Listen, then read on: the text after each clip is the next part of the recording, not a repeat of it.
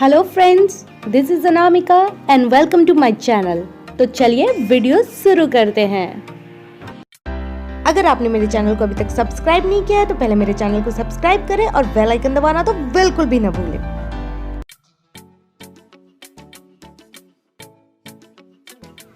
BEd second year का एक important file है एक्शन रिसर्च का फाइल। ये उसका कवर पेज है। आपको इस तरह से कवर पेज डिज़ाइन करने होते हैं।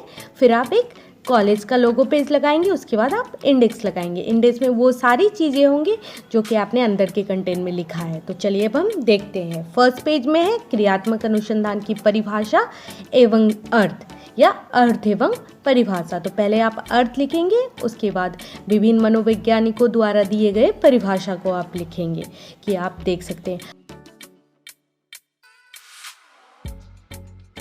अब नेक्स्ट टॉपिक है क्रियात्मक अनुसंधान की विशेषता। इसमें आप क्रियात्मक अनुसंधान की विशेषता को पॉइंट वाइज लिखेंगे। एटलीस्ट आप 6 या 7 पॉइंट लिखेंगे। आप इस तरह से क्रियात्मक अनुसंधान की विशेषता यानी कैरेक्टरिस्टिक्स को लिखेंगे। चौथा पॉइंट है शैक्षिक क्रियात्मक अनुसंधान के उद्देश्य, मतलब क्या ऑब्जेक्टिव है एक्शन रिसर्च के। तो आप इसे भी पॉइंट वाइज लिखेंगे। 7 से 8 पॉइंट लिखेंगे और कोशिश कीजिएगा वो सारे पॉइंट को हाईलाइट करने के। और 5th पेज में है type of action research. Action research कितने प्रकार के होते हैं, आप इस तरह से डायग्राम बना के भी लिख सकते हैं। कोशिश करें आप अपने फाइल को दूसरों से डिफरेंट बनाने का। विभिन्न प्रकार के फ्लो चार्ट भी बना सकते हैं आप। अब नेक्स्ट देखेंगे क्रियात्मक अनुसंधान का महत्व, इम्पोर्टेंस क्या है एक्शन रिसर्च का।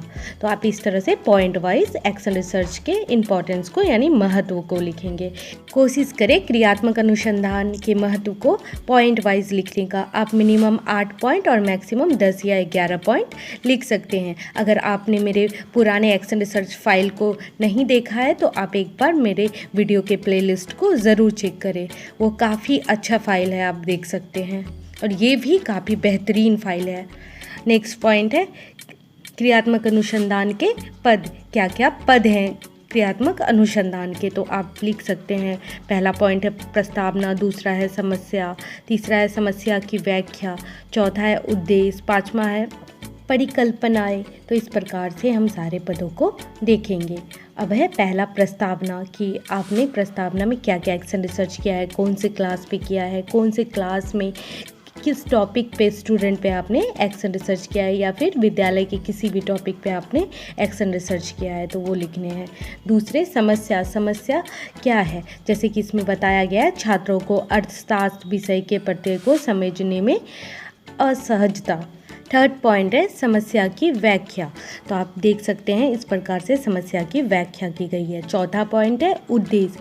क्या क्या उद्देश्य है आपके इस एक्शन रिसर्च को करने का। बीएड सेकेंड ईयर के text book analysis file, survey file, games and sports file, cultural activity file सारे अपलोड कर दिए हैं। आप चाहो तो एक बार मेरे वीडियो के प्लेलिस्ट को ज़रूर चेक करना और मैं डिस्क्रिप्शन बॉक्स में भी लिंक दे दूँगी और आप चाहो तो देख सकते हो। मैंने बीएड सेकेंड ईयर के लेसन प्लान भी अपलोड कर दिए हैं केमिस्ट्री वाले, आप चाहो तो देख सकते हैं।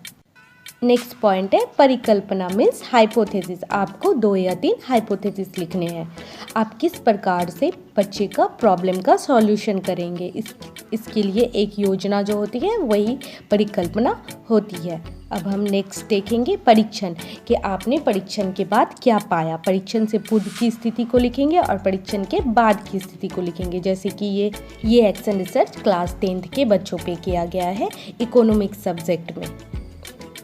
अब हम देखेंगे कि आपने किन किन बच्चों पे ये एक्शन रिसर्च किया, उसकी पूर्व की स्थिति और उसके आपने हाइपोथेसिस के निर्माण के बाद जो उसमें बदलाव हुआ है उसकी स्थिति के बारे में लिखेंगे। इसके बाद आप परीक्षण की पूर्व की स्थिति और परीक्षण के पश्चात की स्थिति को पाई चार्ट या बार ग्राफ के माध्यम से दर्शाएंगे। आप देख सकते हैं कि ये कितना अट्रैक्टिव लग रहा है और इस प्रकार से अगर आप दर्शाते हैं तो साफ साफ डिफरेंसेस पता चल जाएगा कि पहले की स्थिति क्या थी और आपके एक्शन रिसर्च करने के बाद क्या स्थिति हुई।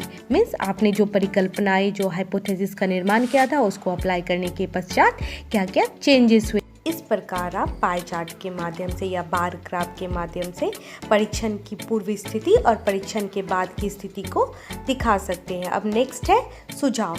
अब सुझाव विद्यार्थी के लिए आपने क्या क्या सुझाव दिए और शिक्षक के लिए क्या क्या सुझाव दिए, इसे आप पॉइंट वाइज लिखें और ये सारे पॉइंट को आप हाईलाइटेड ज़रूर करें ताकि वो अट्रैक्टिव भी लगे और आसानी से दिख भी जाए। प्रधानाचार्य के लिए क्या सुझाव है, अध्यापक के लिए क्या सुझाव है, सारे सुझावों को आप लिखेंगे।